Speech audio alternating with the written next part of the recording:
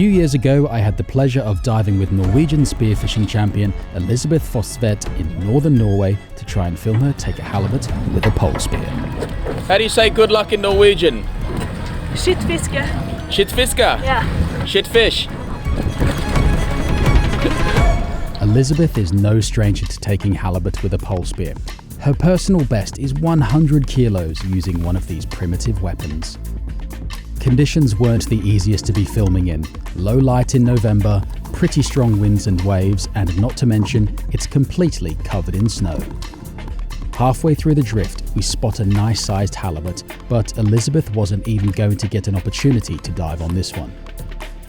Completely oblivious to us, Joe Pike was laser-focused in on the same fish and already diving on it.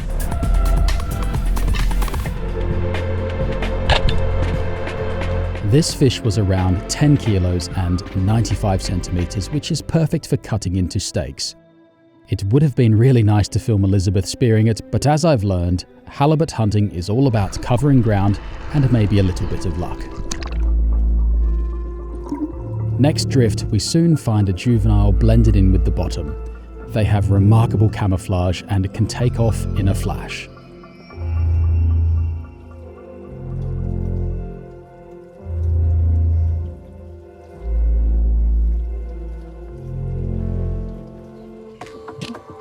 Look at how well this one matches the rock just below it with all those patterns.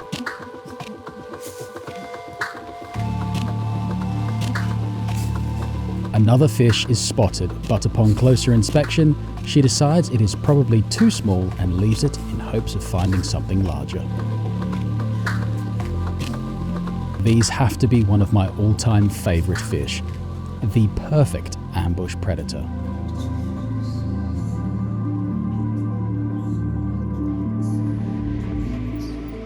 Further down the drift, I can see Elisabeth is coiling up her float line, which means she has spotted something and is preparing to dive.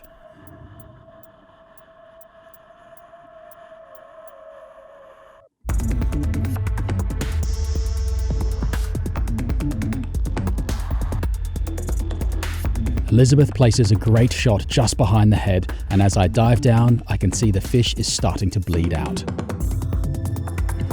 The halibut appears to be pretty well finished until it isn't. It has now woken up and starting to bolt up current into the wind and waves. Elisabeth knows that shooting down into sand and rock can mean that the slip tip might only just be toggled inside the fish. She swims the float up current to take the pressure off the shot. The fish settles on the bottom and Elisabeth is going to try and dispatch it with a knife, but the halibut has another run left in it.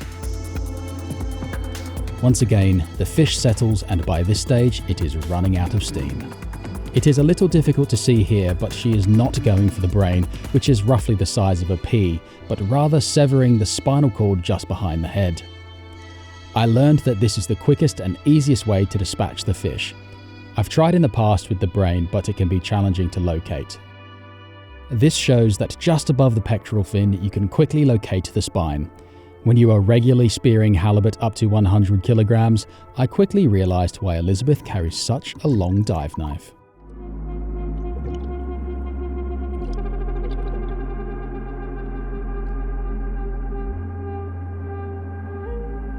What an awesome way to hunt for these halibut using a pole spear. Massive respect to Elisabeth for adding an extra layer of challenge in already difficult conditions. Thanks for watching, I hope you learned something, and I'll see you on the next one.